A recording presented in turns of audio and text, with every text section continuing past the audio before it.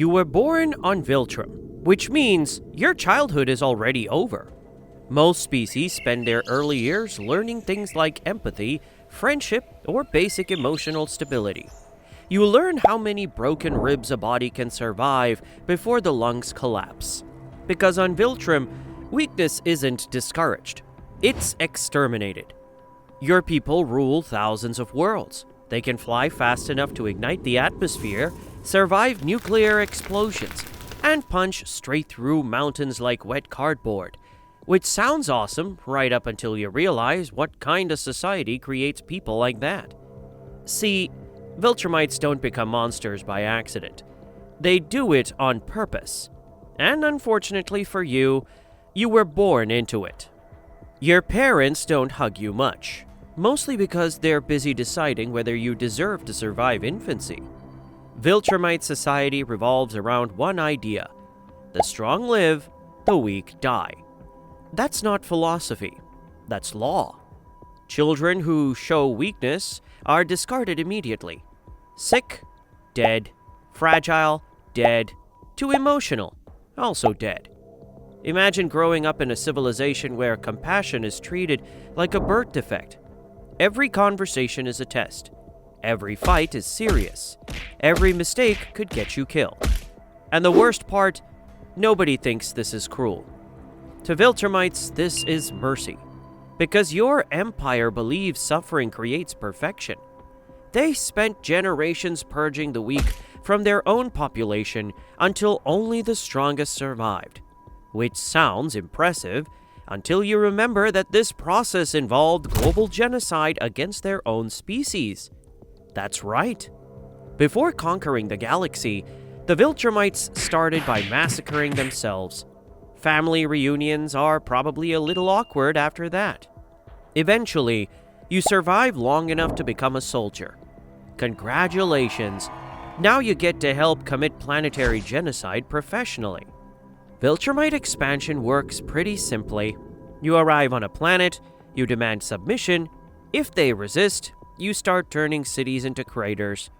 And resistance always happens, because apparently most civilizations don't enjoy being conquered by flying sociopaths.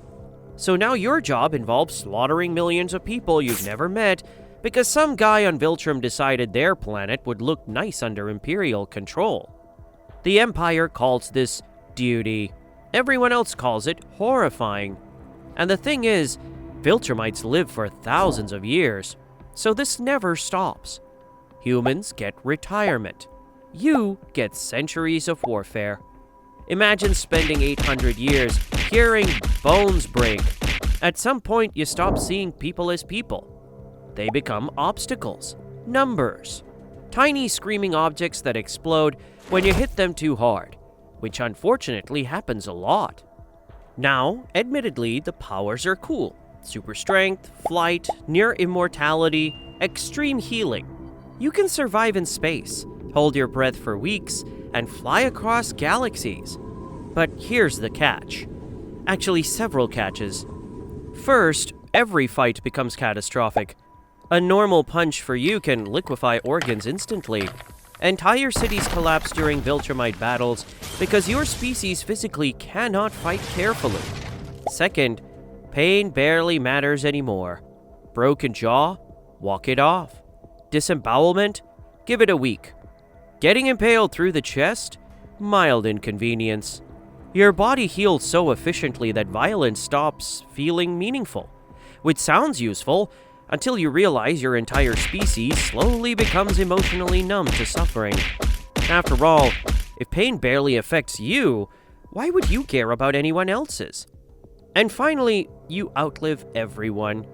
Friends die, families disappear, civilizations collapse. You just keep going.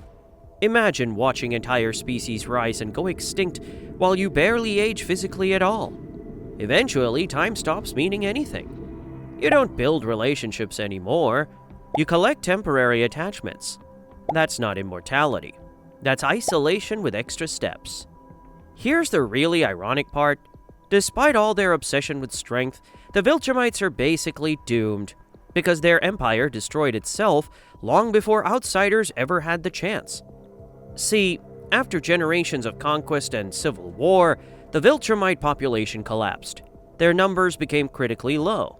Turns out murdering huge portions of your own species isn't great for long-term population growth. Who could have predicted that? Now suddenly the Empire has a problem. They still want to dominate the galaxy, but there aren't enough Viltrumites left to maintain control. Which is why characters like Omni-Man get sent across space to breed with other species and create hybrid children strong enough to rebuild the Empire, which is already horrifying sentence number 1. But it gets worse, because these children aren't raised with love. They are raised as assets, tools, future soldiers. You aren't born because someone wanted a family. You're born because the Empire needs manpower. Congratulations, you're military equipment. Why Mark is different. This is why Invincible matters so much. Mark grows up human first, which means, for the first time, a Viltrumite experiences something completely alien. Empathy. To humans, caring about people is normal. To Viltrumites, it's practically a neurological disorder. That's why Nolan changes over time. Living on Earth forces him to see weakness differently. Humans are fragile, short-lived, emotional, but they still protect each other anyway. Viltrumites respect strength, humans respect compassion, and deep down the Empire knows compassion is more dangerous than any superpower. Because once someone learns to value people, the entire Viltrumite ideology starts falling apart. So yes, being a Viltrumite means you can conquer planets, survive impossible injuries, and live for thousands of years. But it also means growing up in a society that treats kindness like failure. You spend your entire existence fighting, killing, and outliving everyone you care about, until eventually you stop knowing how to care at all. The Viltrumites conquered most of the galaxy, but somewhere along the way, they accidentally destroyed themselves first. If you enjoyed this video, subscribe for more horrifying deep dives into worlds that absolutely nobody should want to live in, and comment which universe should we ruin next.